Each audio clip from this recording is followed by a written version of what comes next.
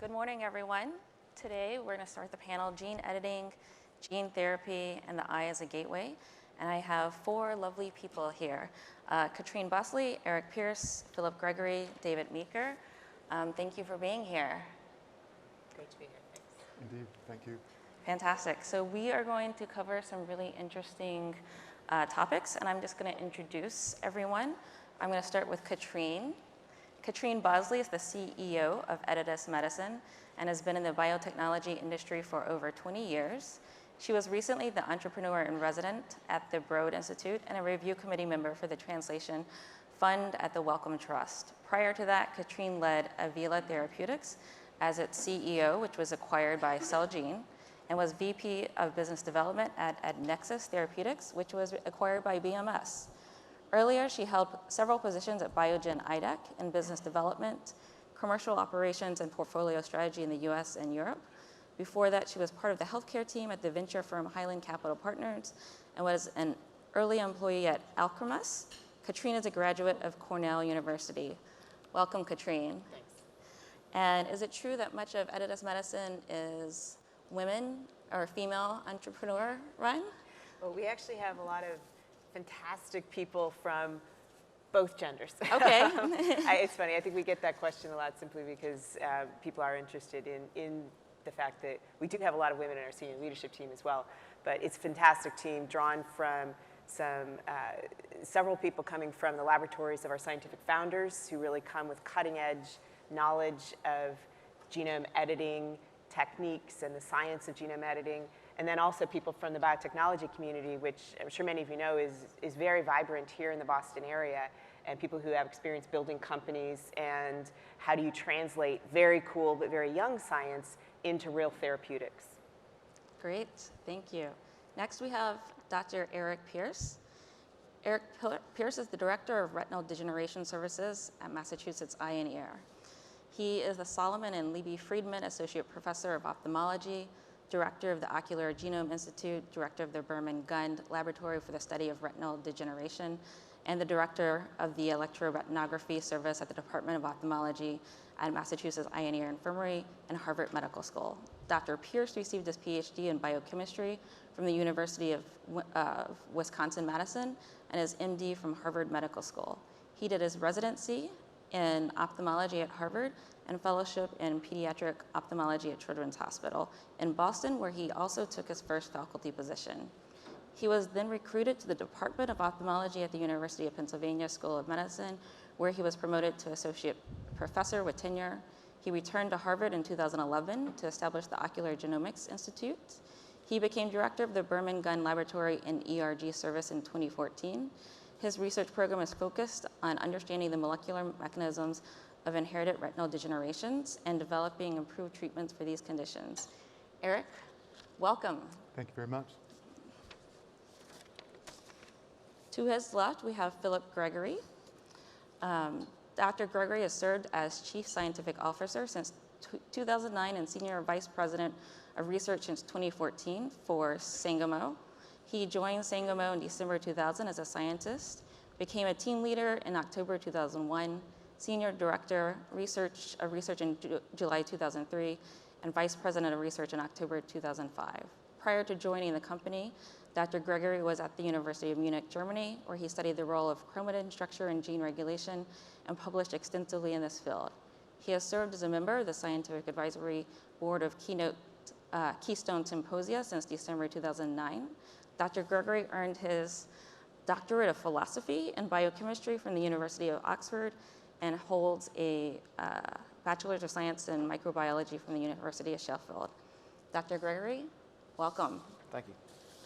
And we have Dr. David Meeker, President and CEO of Genzyme.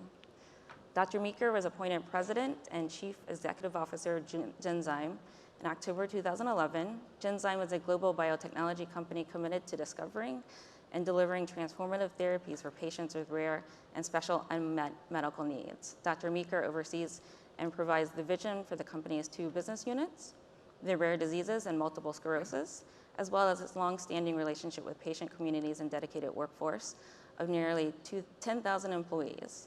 In his career with Genzyme, Dr. Meeker has held key positions of increasing responsibility most recently as Chief Operating Officer. In this role, he was responsible for Genzyme's commercial organization, overseeing its business unit, country management organization, and global market access functions. As Chief Operating Officer, he played an important role in the integration with Sanofi. Dr. Meeker joined Genzyme in 1994 as medical director to work on the cystic fibrosis gene therapy program. Subsequently, as vice president of medical affairs, he was responsible for the development of rare disease therapies that today presents transformative and life-saving advancements in medicine for patients. Prior to joining Genzyme, Dr. Meeker was the director of the Pulmonary Critical Care Fellowship at Cleveland Clinic and assistant professor of medicine at Ohio State University. He has authored more than 40 articles and multiple book chapters. Dr. Meeker received his MD from the University of Vermont Medical School. He completed the advanced management program at Harvard Business School in 2000. Welcome, Dr. Meeker. And Genzyme has the super fancy building in Kendall Square. That's supposed to be the greenest building in Boston, is that correct? Yeah, we have a wonderful center built about 10 years ago and built with some of the same values that Genzyme aspired to, which is taking care of the environment as well as taking care of people. So. Fantastic. So I'm just going to set the stage for what we're going to talk about today. Until relatively recently, the power of molecular biology was at once vast and limited. Researchers who wanted to modify specific genes to assess function or develop therapies had a limited tool set of laborious methods. Despite these limitations, a series of game-changing gene therapies have reached the clinic and are beginning to realize some promises of the genomic revolution. Now, a new class of genome and epigenome editing tools is reshaping the landscape. From Arabidopsis to humans to zebrafish, researchers are finding that generally speaking, when it comes to the genome, if they can dream it, they can test and build it. Beyond being a research tool to understand biology and to aid in developing traditional drug and gene therapies, gene editing is rapidly progressing to important applications downstream in drug development and therapies. So to get started, we wanted to just put this field into perspective, and I wanted to ask each of you, what do you think about the early attempts at gene editing and gene therapy, and why did they succeed or did not? So I don't know if it's appropriate, but I actually think that Philip ought to start us off there because he and his colleagues really pioneered this in terms of translating it into therapies, and you just have such great perspective on it. Okay, well, it's a challenge. What I'll do is perhaps I'll talk about the gene editing space, and then perhaps David could introduce the gene therapy space. So I think gene editing really is the addition of two really core basic science observations. The first is the ability to employ a double-strand break, a break in DNA, to stimulate the processes of DNA repair that can bring about directed outcomes to the genome. And so this was really work that was pioneered by Maria Jason and colleagues, demonstrating that if a double-strand break is present in the genome, that is a highly stimulatory event for DNA repair to occur, and it can trigger these pathways to occur at frequencies that are 1,000, 10,000, even 100,000 times more frequently than they would occur naturally in the genome. And so that's one piece of basic science that was necessary. And the second is understanding that the double-strand break was a stimulatory event. The question is, how do you make that double-strand break happen in an investigator-specified way at a single location in the genome? And for that, the initial work was actually done with the yeast enzymes, these meganucleases, ISC1 and others, but then was quickly transitioned to more designable DNA binding domains. The zinc finger domain was the first to be employed, which could be tailored to recognize a specific and investigator-specified sequence, introduce the double-strand break at that site, and then have that become the stimulating event for the biology that Maria Jason and others had discovered. So the field started really with these two rather disparate discoveries: how to design a DNA binding protein to recognize a particular site, and how to make use of the fact that a double-strand break is stimulatory to these recombinogenic processes that we can make use of. And it really came to people like Dana Carroll, Chandrasekharan, and Ham Smith, who put those together and discovered that you could actually create a double-strand break at a defined site and have it do that, have it stimulate these processes in cells that were otherwise very recalcitrant to this type of change, so somatic human cells, for example. Since then, of course, so once you know that the double-strand break can do that, the question is, how do you efficiently create these double-strand breaks in very specific ways?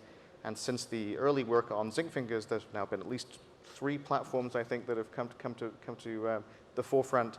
Initially, these tau effector domains, also a bacterial enzyme, again, a designable DNA binding interface. Megatals, which are the combination of homing endonucleases, the very earliest, and the tau platform. And then most recently, and very exciting, the Cas9 CRISPR system, which, of course, I think needs no introduction at this point.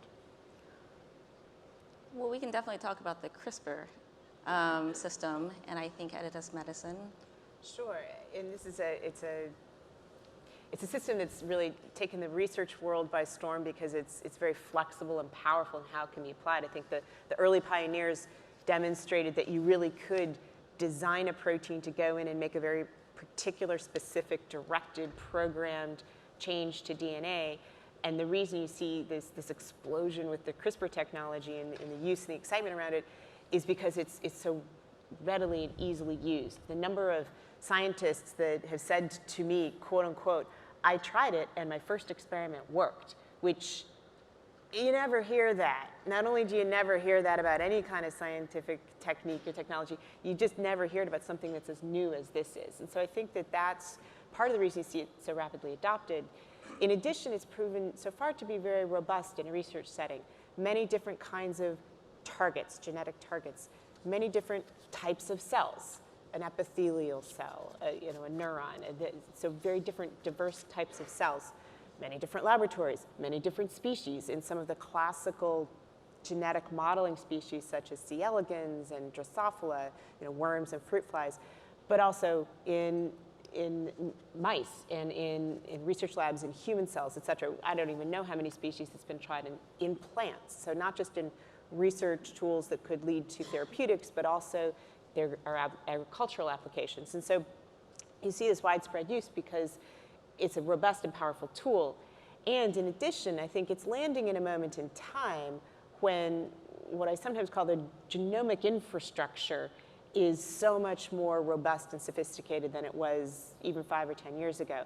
Our ability to sequence rapidly and accurately, the knowledge of the human genome, the fact that as a society we invested in the Human Genome Project as long ago as we did is really now bearing fruit in a way that can be harnessed when you have a powerful technology like CRISPR to make these directed edits and hopefully repairs to the genome, which from a therapeutic standpoint, of course, the ultimate goal is, can you repair a broken gene that leads to a genetic disease? Absolutely. So to put this into perspective, gene therapy, so I went through medical school about 8-10 years ago, and gene therapy in my mind wasn't really real. But gene therapy is very real now. We first started talking about it in 1972. And for me, it was a boring genetics class, and I didn't really think we were going to do much with it. But the fantastic thing is that we are, and it was first really conceptualized in 1972. There were a couple of setbacks. The field wasn't. We were worried about the field, but really in the last 10 years, we've been gaining traction. We've had a lot of science that has created that. What's really interesting is that we have a number of clinical trials that are in stage 2 and stage 3. Since January 2014, we've had some 2,000 clinical trials. I think if any of you guys are from the Boston area, you've seen Kendall Square just explode. I personally have seen that mostly from Genzyme's gorgeous building and their bikes out front, and the fact that you have toilets without flushing water because you're so green. It was just fantastic. But the big thing is, I think, that US companies have invested over $600 million in the field. So maybe each of you could say why this is so exciting. The CRISPR is super exciting, zinc fingers, super exciting. And for you guys who don't know, these are the technologies that have really allowed us to get into the DNA, find it, target it, and are we knocking things out? And we're also potentially inserting things. Yeah, I think that is the breadth of technological possibilities now is that you have these different types of repairs that you can potentially achieve. And I think you're right to point to the history of gene therapy. And obviously, David, you were at the beginning of gene therapy. I hadn't realized you were involved with cystic fibrosis potential gene therapy back in the day. But I think that kind of perspective is critical too, because there's been so much investment in making this technologically feasible over 20 odd years. Yeah, Katrine. So I think that history obviously is relevant, and you asked at the beginning, Jennifer, sort of, what did we learn, where did it start? And there were a couple of different entry points, the ex vivo approach, but I think the CF approach, which we were working on 20 plus years ago, was an interesting moment because back in the early 90s, the gene had been cloned in 1989, and there was a belief that CF would be the first gene therapy or meaningful gene therapy in that sense. And there was just this incredible energy and coalition of stakeholders, from scientists who weren't necessarily working in the field of gene therapy, but molecular biologists who came over because there was a lot of funding, and so they joined it.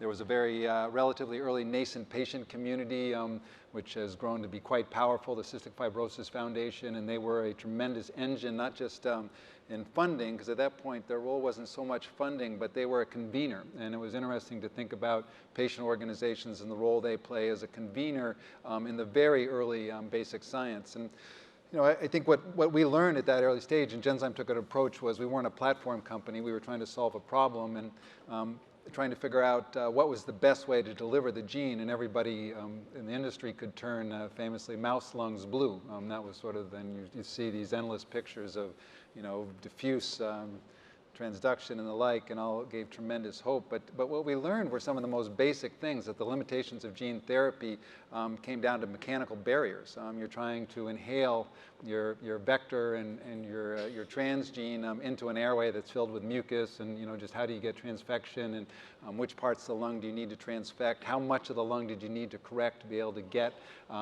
predict a meaningful clinical effect.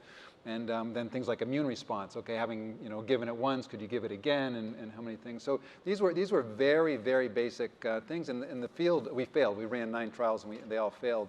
And I think the field took a giant step back. But what I took away in closing was we learned a tremendous amount about vector delivery. I think that's one thing. And we also the whole immune response concept. Immunology is not new, but I also think that was energized at that moment. So those two pieces, the difference between now and then, I think, are advances that have been made in those two specific areas, at least part of it. And it's really building on the knowledge you gained from those kinds of early studies of developing delivery technology that's led, I think, to one of the very promising areas in terms of gene therapy now, treating ocular disease, right? You asked again about what are the great successes and what are the challenges, in a sense, going forward. So it's really picking up on the technology development that you've described that enabled some of the first gene therapy studies for inherited eye disease, right? So inherited retinal diseases are important causes of blindness. They're monogenic diseases, so they're very attractive to treat with gene therapy. And picking up on things like adeno-associated viral vector delivery, which has a very good transduction activity in the retina, allowed some of the early studies of gene therapy for inherited eye disease. And the eye is a great site to do some of these studies because it's immune privileged, so you get away from some of the challenges you're talking about in terms of immune response. It's local delivery, so you have a small dose. So you can test out the idea, does gene augmentation therapy work, and maybe get past some of the barriers that prevented success with CF initially.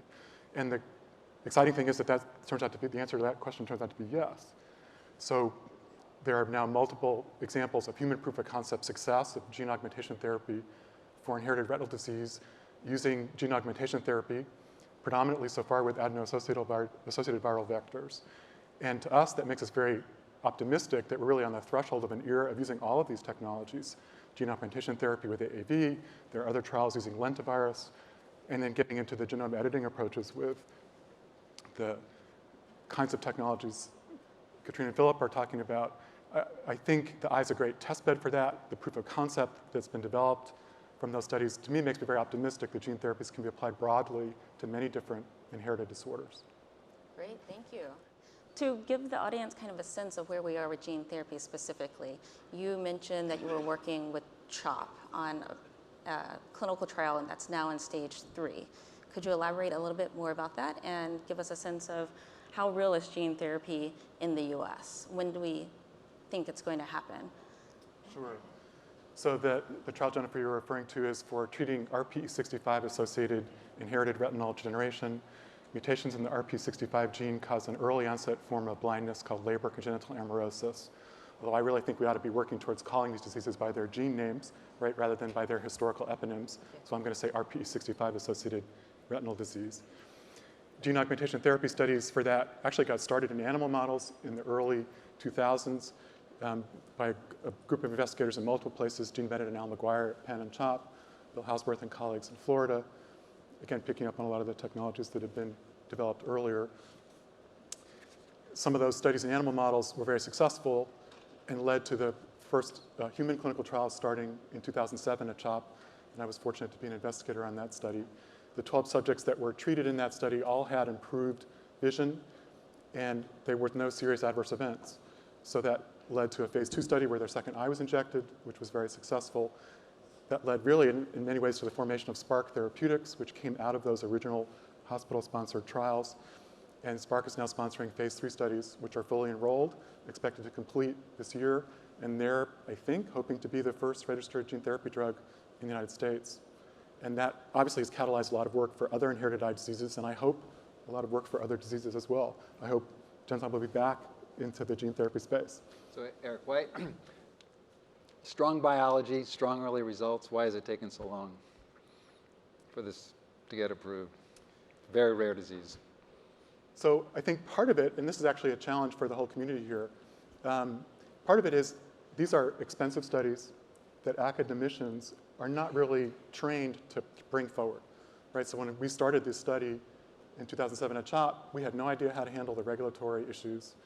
If Kathy Hai hadn't come along and set up the Center for Cellular and Molecular Therapeutics at CHOP, we never would have pulled that off. It's very hard to get grants to pass through this so-called valley of death, right? Going from the early laboratory proof of concept studies to IND-enabling studies and eventually supporting a clinical trial. So I think some of those challenges relate to the starting this as a cottage industry in small academic centers without the knowledge and experience that maybe biotech and pharma companies have. And I really hope this can be accelerated as the community works together more and collaborates. But I think you raise a good point. It's a challenge to pull these off and move them forward. But I'm very optimistic that that can happen on a much broader scale now.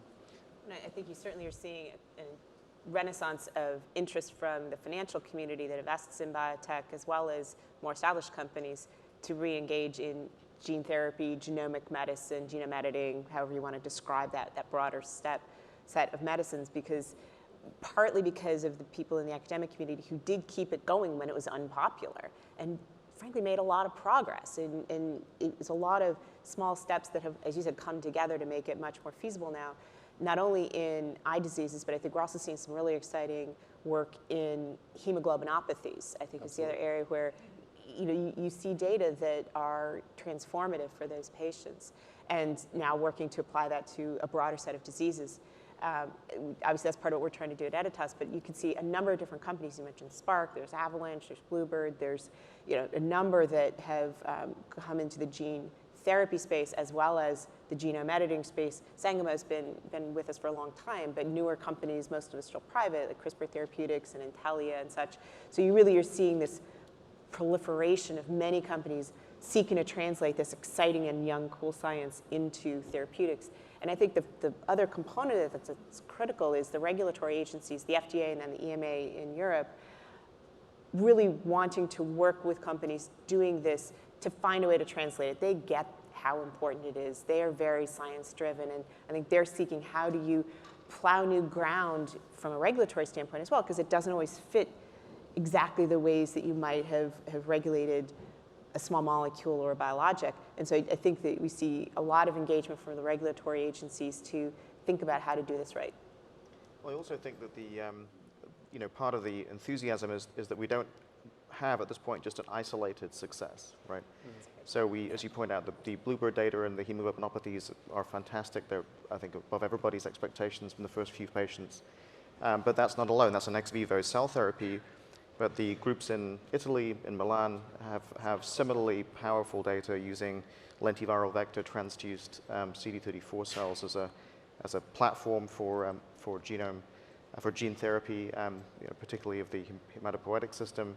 And then using AAV vectors, we now have the hemophilia data, which I think has truly inspired the potential for systemic, well, we call it systemic, it goes to the liver, but with systemic gene therapy, it was certainly systemic administered gene therapy. So we have these numerous situations with you know, human clinical data, albeit early, but all showing promise in a number of different directions. And I think that it's no longer an isolated success here or there, but several successes that, you know, have learned from the past to, you know, where gene therapy worked and didn't work, and has allowed us to sort of focus the technology in areas where we know this is going to be a good application. We don't know it's going to work, but we know it's a good application. Great, thank you. So, David, I understand that Genzyme is working with Voyager, and there's a focus, and today we're talking about neurosciences, on their neurological system. Could you elaborate more on what's happening there? Yeah, I mean, so I gave you our 20-year history, but we never stopped. I mean, we went quiet in a sense, and continued to work on vector delivery, and, you know, there's been a whole evolution, as Philippe was highlighting, the evolution of AAV viral vectors and different serotypes, and, you know, the ability of certain serotypes to have greater potential use in one organ versus another organ. So we just did a deal with Voyager. It's around 4 to 5 different specific opportunities, but it's focused on the brain. And, you know, the evolution, Eric talked about the eye, and I think the eye was absolutely the logical, in a sense, first organ for all the reasons he mentioned. The brain is much more challenging, but it's also, gene therapy offers, I think, one of the unique, for sure, ways of addressing a problem that we can't address more conventionally. A protein, systemically administered proteins don't get into the brain. So, you know, for many of the diseases, particularly rare diseases, trying to figure out how do you address the biology there to get your therapeutic in. And you can't obviously go into the brain on a weekly basis. So gene therapy with a permanent solution becomes highly attractive. So that's the focus of that partnership, our CNS-related diseases, so spinal muscular atrophy. I think there's some early exciting data there, and that field's starting to move. Parkinson's, just to give you an example. The advantage of a Parkinson's disease, and our initial approach that we're working with Voyager on, is the local delivery, essentially, of a enzyme replacement therapy. We're going to put in a gene that codes for the enzyme, an enzyme that drops out as your Parkinson's progresses, and it's the enzyme that converts L-DOPA to dopamine. So L-DOPA, the most basic medicine in the world for treating Parkinson's, one of the only medicines to treat Parkinson's, but you lose your ability to respond over time.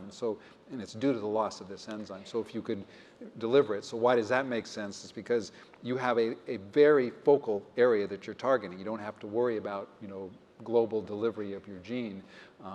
Huntington's is a disease where we may have to deliver more globally, and then that raises some, you know, significant additional challenges. Not impossible, but I think this is where the field's moving. Yeah, no, we also view the brain as a very exciting opportunity, you know, for a different form of genome editing, so transcriptional editing of the genome, using the same DNA binding technologies that allow us to target a particular gene, but instead of putting a double-strand break into the genome, supplying to that region either an activation domain that can cause a gene to go up or a repression domain that will cause the gene to be suppressed. And so we've designed reagents that will target the mutant Huntington allele, specifically with the goal of actually leaving the wild-type allele intact, which is we think is an important feature of that disease. But we certainly agree with you that the brain is it's much more complicated than the eye, which so the eye is the gateway, right? So, but yeah, right. And but we certainly think the brain is extremely exciting from a gene therapy perspective, for many of the reasons you've outlined: monogenic diseases we know about, enzyme replacement, and the difficulty of getting those enzymes to the brain by other methods. Fantastic. So that's very exciting. I think that we're on the cusp of finding a true fix, right? That's what gene therapy is, a true fix to something like Parkinson's or Huntington's. So could you speak to, we're excited about it, we understand the process of fixing Parkinson's, of fixing Huntington's, of where we are now and where we need to be to get to that true fix, in terms of, is it the science, is it where we are in the clinical trials, because we have a number of clinical trials in stage 2 and stage 3 in the US, which is very exciting. And we've already gotten the first gene therapy drug approved in Europe called Glybera. And it was, That's if we ignore the Genzyme that was approved in China. So it's a real thing. We have a gene therapy approved in China since 2003, a new drug in Europe since 2013. Where's the US and what needs to happen to get us there?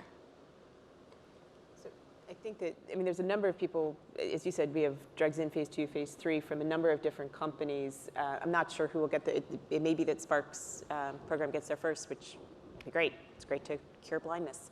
But I think that each program will be driven by what do we know about the biology, what do we know about how do you design a clinical trial. So the pace of each program it's pretty individual. Some diseases, it goes faster simply because if the course of the disease progresses more rapidly and you can show a change, then you can show a difference for those patients more rapidly. If it's a more slowly progressing disease, you have to study it longer. So the pace is going to be very program dependent, target dependent, disease dependent.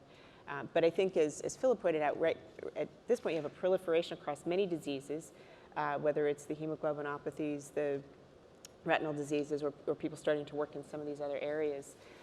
So I don't think there's any one particular barrier. For a given program, you're going to face challenges of delivery. Several of us have touched on that. I think that's one of the biggest challenges in this area, and it's not going to be one solution. It's going to be different solutions for different cell types, different diseases. And I think the other thing, at least within the world of genome editing, some types of gene targets are easier than others. Right now, it's easier technically if the goal is to knock out a particular gene. That's an easier thing to do than to knock in a particular gene. So while we have a wide aspiration of the things we want to go after, some things are simply more tractable than others. If you want to knock something out, even within that, you have an array of what's easier and what's harder.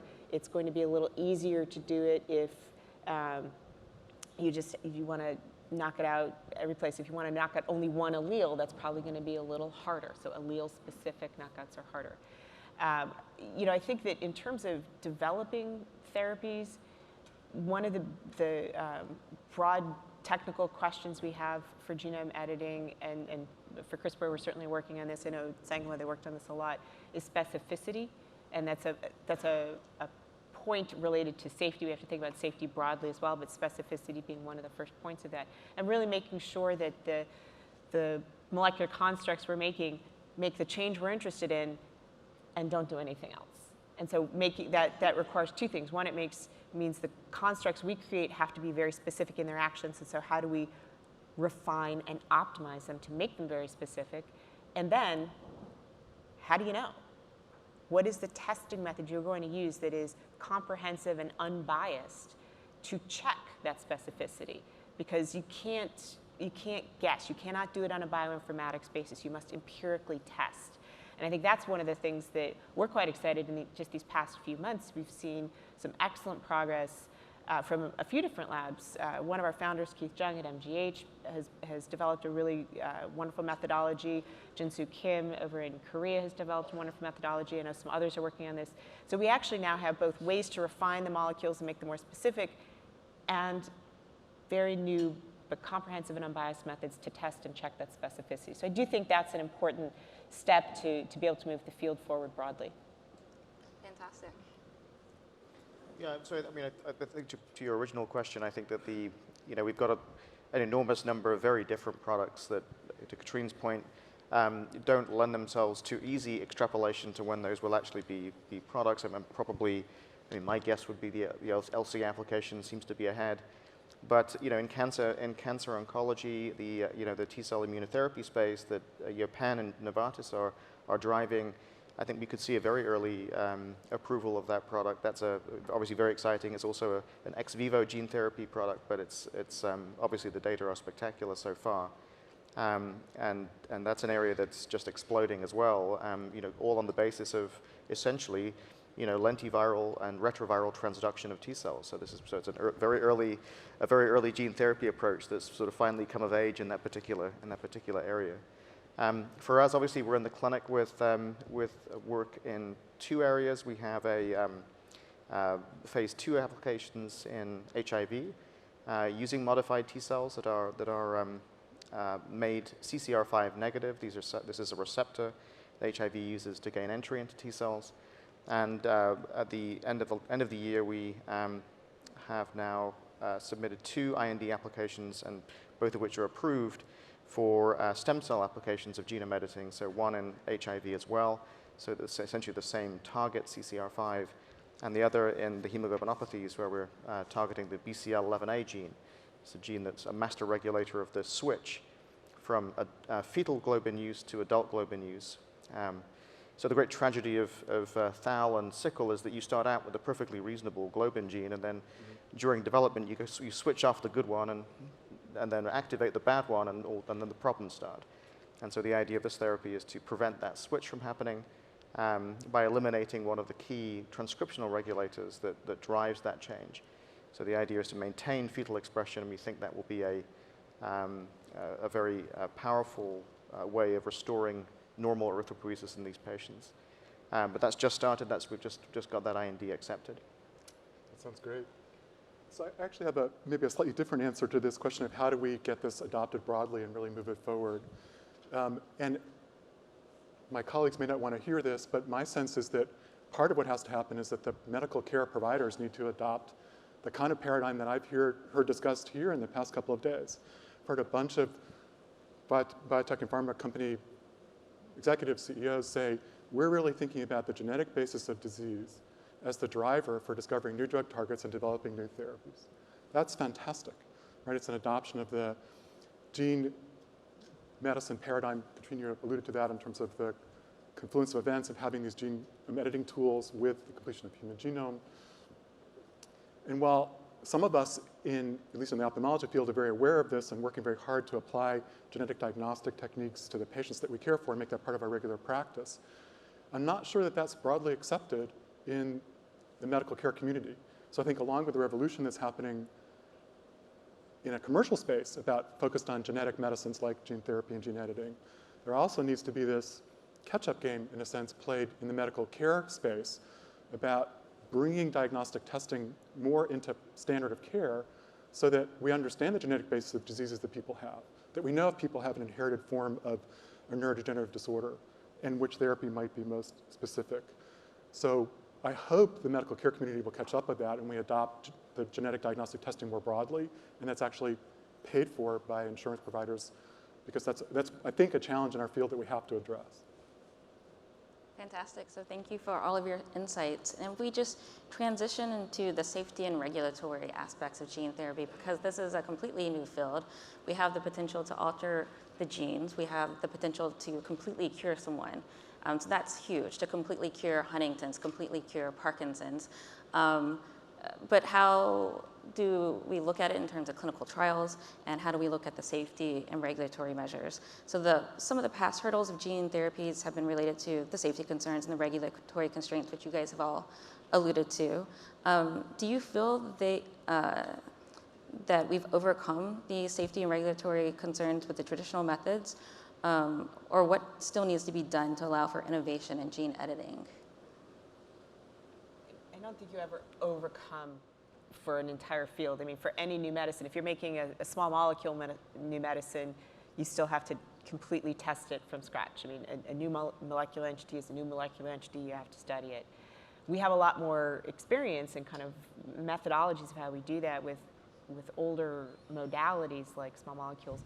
But gene therapy has been around for a while. I mean, we've all alluded to some of the history, and I think there's been a lot of lessons learned from that.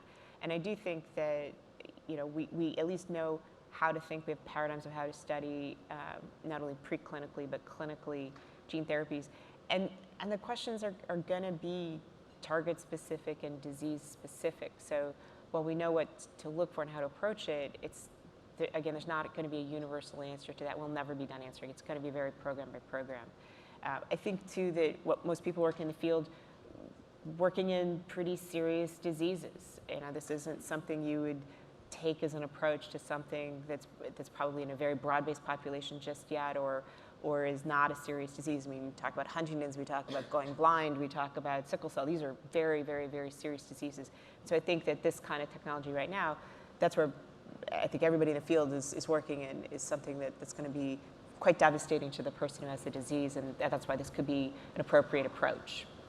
So, and Katrine mentioned this, but you know, we've, through the experience of older gene therapies as well as the ones that are currently in later stage clinical trials, and you know, we've obviously taken genome editing to the FDA, and I should say they've been incredibly, they've been a partner to us in moving those therapies forward. We work through a specific office, so the gene therapies work through a specific office of the FDA, who are extremely educated about these approaches and actively educate themselves. So I was actually at the FDA recently providing just essentially an informational session on the types of technologies one can use to measure the specificity of nucleases, for example. So they're very engaged in the community, very scientific, and that means that you don't have what you might worry about when you go to a regulatory agency, that there's a list of this box checking list, and you have to check the boxes because guess what? That's what a small molecule has to check, or that's what an antibody has to check. They're very thoughtful about what makes sense for the product and have been extremely helpful in guiding us as to what we need to do to assign the best possible the safety of the molecule before it gets to human studies. The wrinkle for gene therapies as well, of course, is that we have to also transit usually through the NIH RAC committee, which is beginning to evaluate its role, but I think is likely to stick around in some form or other, particularly for very novel approaches like editing strategies as we move those forward. But that's another group that, again, can be extremely valuable in providing very strong scientific input into how one thinks about these approaches, how one evaluates the safety, again, in a very product-specific way. I think there are two main challenges here. I mean, the regulatory, I think, is an enormous issue for the field. I think, as Philip said, there's a strong willingness to work. There is no paradigm, so they'll work closely. But the two things: one is it's a brand new technology. He said you don't. Safety is, you know, if you test 10 people, you know the safety in 10. You test 1,000, you know it's safety in 1,000. But that's it, right? You don't know what's going to happen in 1,001. So the history from the beginning, and I think it's still true today, of course, is you're giving a permanent therapy. You can't reverse it. There's no half-life here in a sense. Something goes wrong, it's in there, and when might it go wrong? And so questions of integration. And one of the early things which I think is still going to be true is the need to follow these patients for a lifetime. So we still have a commitment to follow the early patients in the CF trial from 1994 for a lifetime. How does a system do that? How do you set up as a company, as a healthcare system, to track somebody? As you know how hard it is to get people to come in for their follow-up visits. So that's one major thing. Two, some of the things they're concerned about, once you get into systemic delivery, the eye is one thing, so we're local, it's not being spread. You give it systemically, where does it go? Where does it integrate? I mean, again, we don't really know what the safety questions are that we should be asking, which again causes everybody to be even more tentative. And then the third piece, which is many of these diseases for which gene therapy will be potentially truly transformative, life-saving, are rare. They're very small numbers of individuals. And for the FDA, the example that Eric gave, that eye disease, RP65, is very small. They can, with confidence, know they can approve that drug. Every single patient treated will not be lost to follow-up. They can put them in a risk evaluation mitigation strategy program, REMS. And they won't lose them. It'll work. But when you start talking about treating much larger diseases, hemophilia, you know, how do we with confidence know that a hemophiliac doesn't get the shot, says, I'm good, I'm not going to bleed anymore, and then they're gone. And then it turns out that there's some problem with gene therapy that, gee, you know, we needed to know that and be able to follow it more closely. So a lot of, I think, significant work to be done in this transitional space from regulatory approvals into commercial and long-term follow-up. Yeah, and I think you mentioned this, but many of and this is really one of the reasons why, you know, Sangamo and Editas and others are developing editing approaches, is to get over some of those concerns about random integration and not being able to control that, and the rare events that may or may not be a feature of that method of delivery, and trying to move towards a situation where we can prospectively define the on-target and understand the on-target risks, but perhaps even prospectively define what off-target risks there are, so that at least it's a more confined, more constrained set of safety issues that one can look for. Of course, you introduce a new technology with perhaps unknown additional risks, but I mean, I think that's certainly one of the goals, is to move away from this broad random integration process to something that's much more directed. So thank you for that. And I think gene therapy is different from our traditional drug therapy in that you give the drug, right, whatever medicine that is, and you have a side effect. With gene therapy, we have to follow them, as you mentioned, David, for much longer to figure out what happens the year after or the second year after and how long it works. So what are the big safety concerns that are kind of specific to gene therapy, and how are we looking at those? Well, I think one of the ones that people have alluded to is this idea of potential integration of the gene therapy vector really into the host genome. That's certainly important, and it led to some of the illnesses and fatalities in some of the early gene therapy studies. I know there's a lot of attention now on using gene therapy delivery systems that don't integrate, so AAV remains episomal in the targeted cell, so hopefully that genotoxicity issue is avoided. But clearly that's one of the reasons to follow people long term.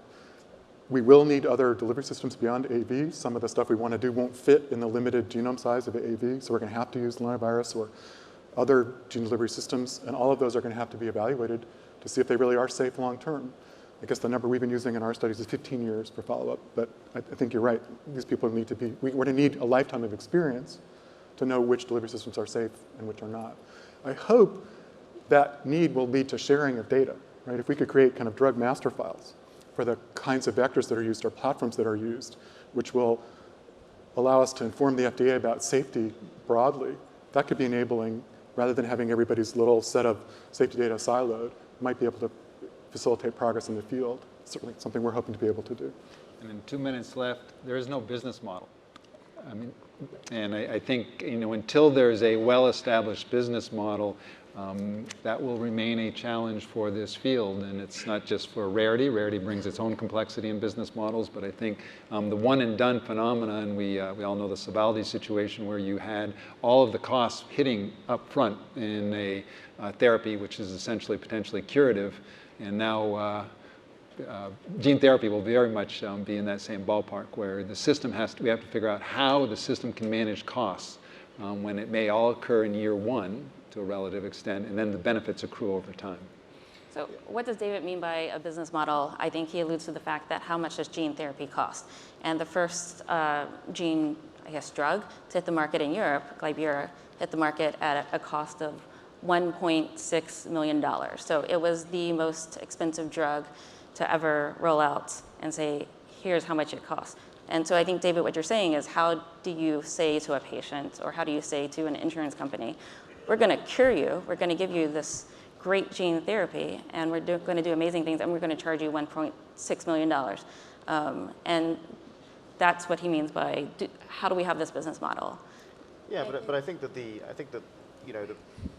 first product aside, I think in the end the question's going to be, for patients who have either unmet medical need or a need, for example, enzyme replacement therapy that's currently costing $200,000, $400,000 a year right now, is there a situation in which first and foremost, the patient is better off because they've got this gene therapy approach, right? So if that's true, or the first necessary thing, if that's true, then it seems like we should be able to charge less over a lifetime, certainly, than that patient would cost the health system over time.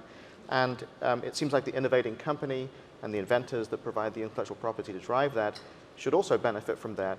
But it may be that we need very inventive ways to think about how to price. Yeah, that's really key, because I think it's easy to look at that and go, oh my God, gene therapy, it's going to be incredibly expensive. That Libe for LAL deficiency, that is an extremely rare disease. So 1.6 million price tag has much to do with rarity.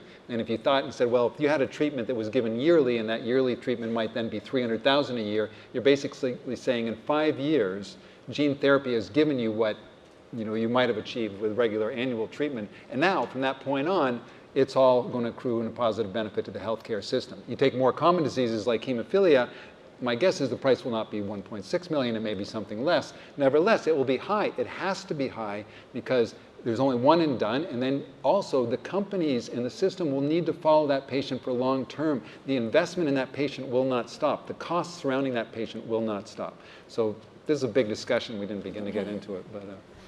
So we are out of time. I think the conclusion is that we're entering a paradigm shift. Gene therapy is proving to offer the promise of cure, and it's very real, and we anticipate the US will see it very soon, I think maybe in the next year or two. And I want to thank all of these wonderful panelists for all the scientific work that they're doing and moving the field forward. Thank you.